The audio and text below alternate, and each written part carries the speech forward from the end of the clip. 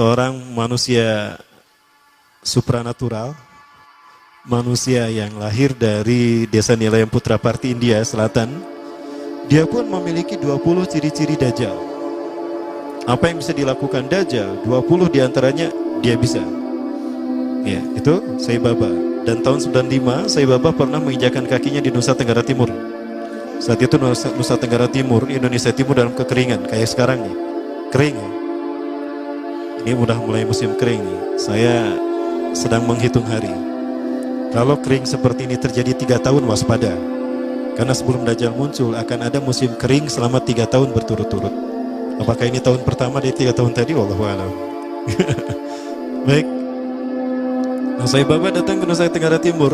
Dia menginjakan kakinya 3 kali. Kakinya dihentakkan begitu 3 kali. Lalu dia mengatakan kepada dia, "Lama, khudij. Hai air, keluar engkau." Maka air pun keluar. Sampai sekarang. Sampai ada toren besar dibangun untuk menampung air yang dikeluarkan oleh dia. Pada dasarnya ini adalah izin Allah. Namun ini istidrat bagi dia. Nah, diberi nama di tulisan di torennya itu tulisan Sai Baba Water Foundation. Itu tahun 95. Beberapa ciri-ciri Dajjal.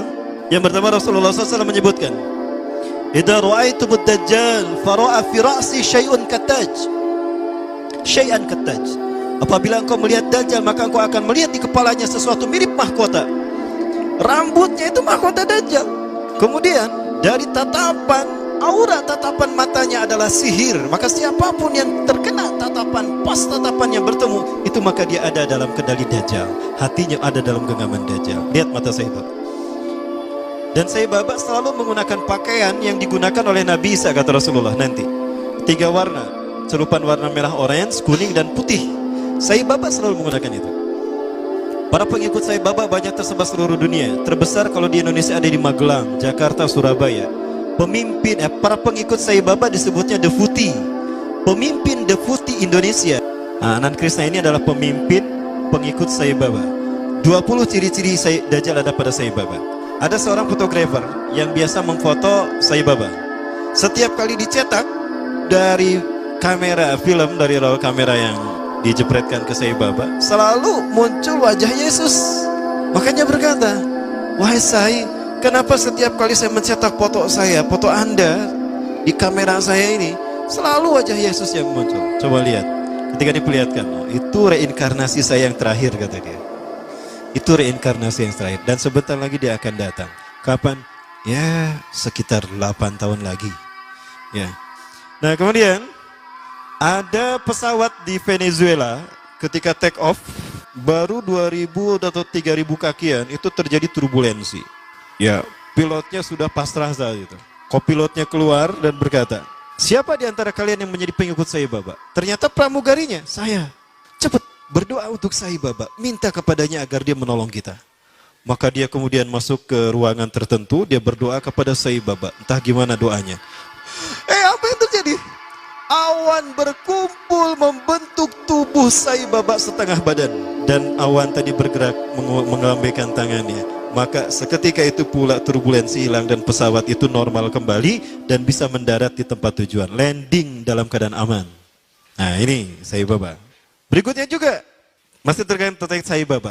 Ada seorang janda punya anak 4. Dia datang pada Sai Baba dan berkata, "Wahai Sai, Anda adalah Tuhan kami. Anda Tuhan saya. Saya seorang janda sudah 4 tahun ditinggalkan oleh suami saya. Saya punya anak 4, kami miskin Sai. Kami ingin merubah hidupnya. Anda adalah Maha Kaya Tuhan kami. Tolong kami beri karunia." Sai Baba hanya menggerakkan tangannya, maka emas keluar dari tangannya. Diberikan pada wanita janda tadi. Ada seorang syekh dari Arab ingin menghujah Sai Baba. Ingat Rasulullah pernah berkata, "Ketika kalian melihat Dajjal, lari menjauhinya. Jangan kalian mendatanginya, karena sekuat apapun hujah kalian, jika kalian tidak yakin dengan keimanan kalian, kalian akan menjadi pengikutnya."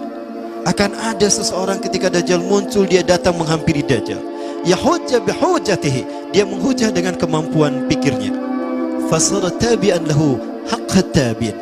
Ternyata dia menjadi pengikut Dajjal yang setia. Ini terjadi pada Sai Baba. Seorang syekh dari Arab Saudi, maaf dari Timur Tengah, saya tidak sebut Arab Saudi ya, keceletot, datang menghampiri Sai Baba. Sai Baba berkata begini, "Kamu ragu saya Tuhan kamu? Coba apa yang bisa dilakukan Tuhanmu, saya akan melakukannya."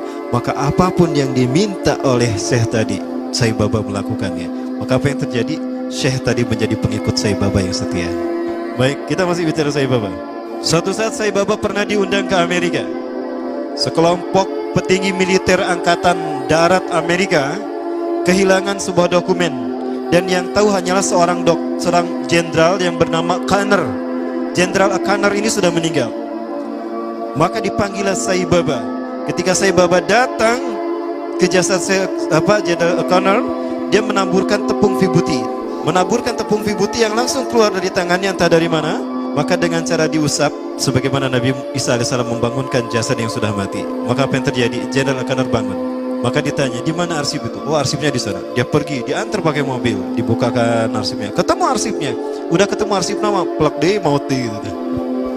Itu jin yang masuk ke dalam tubuh Jenderal Connor. Kalau Nabi Musa AS menghidupkan yang sudah meninggal dalam kisah sapi betina Al-Baqarah, itu nyata betul-betul hidup.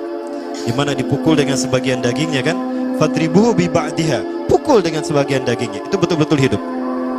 Sama Nabi Musa ditanya, man qatalaka, siapa yang membunuhmu? Culang-cilang, mana yang membunuh saya?